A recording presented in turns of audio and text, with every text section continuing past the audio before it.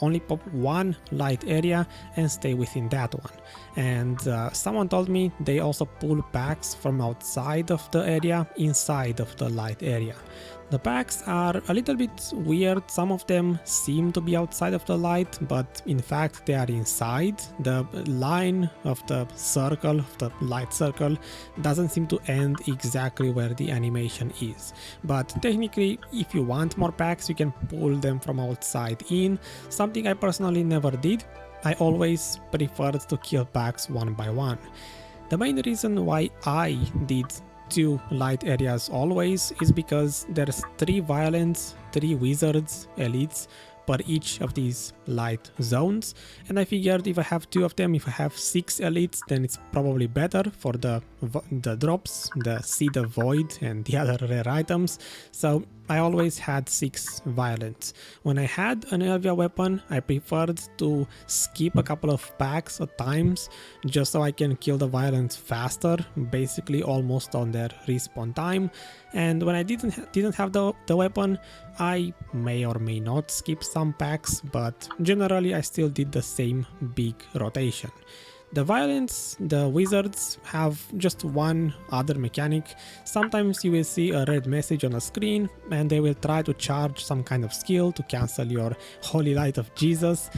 Basically just kill the wizards as fast as possible, and that's pretty much it. They never really did anything for me because it takes them ages to cast that skill, but basically don't give them the time to finish it. I don't know if the entire light area gets destroyed, but something, at least part of it will probably, one of the cages will probably go away. Other than that, this place also has a boss, which I forgot to touch on. The boss is just like any of the other ones. It spawns randomly and it has a higher chance to spawn an Elvia weapon when he dies. It's rather tanky-ish, I suppose. It's basically boss stats, similar to the one at Vogan's.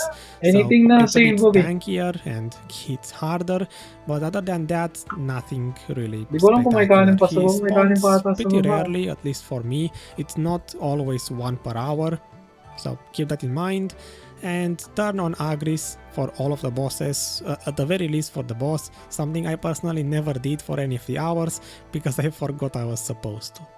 The area is rather contested-ish. Compared to Bloody Monastery, it's in my opinion just as contested, but the biggest advantage Orc Camp has, as I mentioned earlier, it has at least 9 rotations, a lot of them. On this, rotation number 7, I never really had any duel for spot, but I'm kind of, people recognize me every now and then. I did get away a couple of times because people recognized me. I would say if you pick rotations maybe 6, 7, 8, 9, there shouldn't be that much competition for them, but obviously prepare for duel for spot if you plan to grind the better rotations, or even on rotation 7. So keep in mind, yeah, it's rather contested-ish. Other than that, I guess let's look at the numbers. Money per hour first, as always. So this is the result, the outcome, the experience table.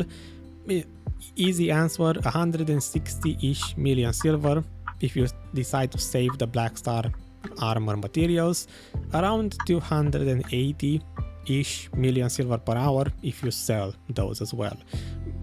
Again, if you're familiar with previous videos.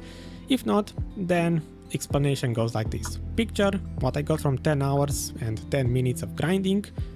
Basically these are all of the items, everything that drops from this place.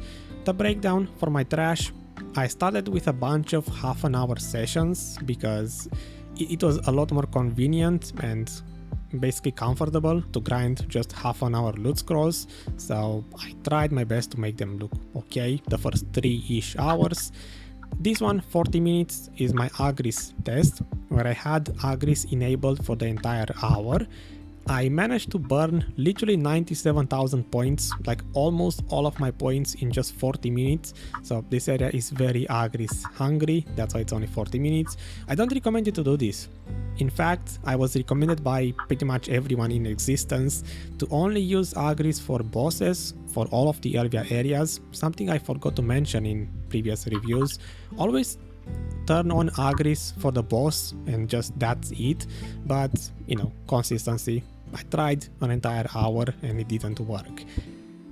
Hour 5, my experience run, about 6.1 thousand with no weapons and just one boss. You could say it's a bit slow, but yeah, experience test. And the weapons that I dropped. 0, 1, 2. In most hours it was at the very least one weapon, some of them 2. I had one with 3, but that's pretty much it. I would say it's pretty average for most of the Elvia spots. It doesn't seem to drop weapons like candy, is what I'm trying to say. Other than that, these in lighter green are taxed with a market return, the other ones are not taxed, and yeah, repeating myself, 160 million silver per hour if you save the materials needed to enhance your Black Star armor, if you plan to ever do that, and 280 or so if you sell them. I averaged 7.2, 7.3 thousand trash with a blue loot scroll and a Council blessing from my 10 hours. In terms of what you should expect, at least from rotation number 7, I these days get 6.5-ish thousand trash with no weapons whatsoever, between 6 and 6.5 thousand. If I have only one weapon drop in an entire hour, usually it's 7.5-ish thousand. That's kind of what I get these days. 7.5 thousand with one weapon, and with 2 weapons I guess I could try my best to approach 8,000. It only happened once, 8.4 thousand was my best, but ideally you kind of want more. I don't know how to put this. My trash per hour is a bit lower than what other people are reporting, probably because of the way I'm doing the rotation. So keep in mind, you should expect around 7.5 thousand with one weapon, 8,000 plus if you have 2 weapons and you grind the place properly. I've heard reports of other people saying they are getting constantly 8,000 plus trash, so it's just something for me to improve on. And if that's the case, then this place could easily be a very consistent 300 million silver per hour with just a blue loot scroll, but this is my result.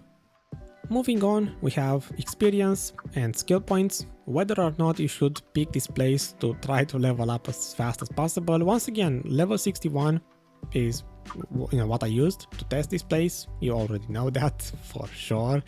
So where is it? I am kind of blind, I don't see it there. Orc camp with 0 weapons. This was my baseline test where I actually tested the place. It's not great, but it's not bad either. It's pretty much Sikraya level of experience.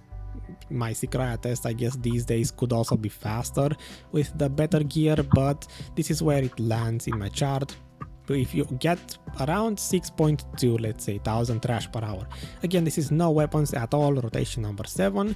If you do have one weapon drop here, and I estimated about 7.5 thousand trash per hour. These days, most people, again, they are reporting easily getting 7.5 thousand trash per hour. Then this is kind of the experience you're looking at. Around Biragi, then fast level of experience, around Fogans, it's definitely still below Bloody Monastery. I was still getting more experience at Bloody Monastery. Even with 2 weapons, even estimating a very fast 8.5 thousand trash for Orc camp, I'm still not reaching Bloody Monastery. So my conclusion, experience wise, this place, despite having the same requirements gear wise as Bloody Monastery, it's less experience than that. So unless the last area I have to cover, the castle ruins, unless that one can beat Bloody Monastery, then this one will remain the best experience spot on the Elvia areas. So that's kind of the story for experience. Skill points, it's pretty much as you may have expected. All of the Elvia spots are underwhelming for skill points. This one is the baseline, 0 weapons. So again, really bad, pretty much at the bottom of my chart for skill points. The estimation, 7.5 thousand trash with 1 Elvia weapon, and again 8.5 thousand trash, kind of my estimation with 2 Elvia weapons. It's overall just a bad skill points. even if you look at the other Elvia I mean, areas, for most of them have better skill point rate. So experience and skill points here are just a bit underwhelming. Experience is fine, ko skill yan. points is blech, Baka but hindi. I was honestly looking forward to this place rivaling Bloody Monastery, which it's definitely not. It's good, but it's not Bloody Monastery. And for the last one, last stop, Agris efficiency, the Agris charts. This one, it's really odd. It's so out of the ordinary. Originally when I tested this and I saw that I burned in literally 40 minutes all of my points, I said this will probably be the least efficient out of all of the areas. It's just burning points way too fast. It is at the top of the chart in terms of points used per hour. You're looking at probably around 150,000 points per hour, which you don't even have, so it's impossible to grind this place 1 hour with Agris enabled. Again, to repeat myself, you should only use Agris for the boss, but this is just looking at an entire hour with Agris. This one is with 2 weapons, the other ones are somewhere here as well, if you can find them. Actually no, there's no other estimations because I only tested it once, and I did drop 2 Elvia weapons in those 40 minutes. I believe I used those 2 Elvia weapons combined for about 12 minutes in total because they overlapped, so that's why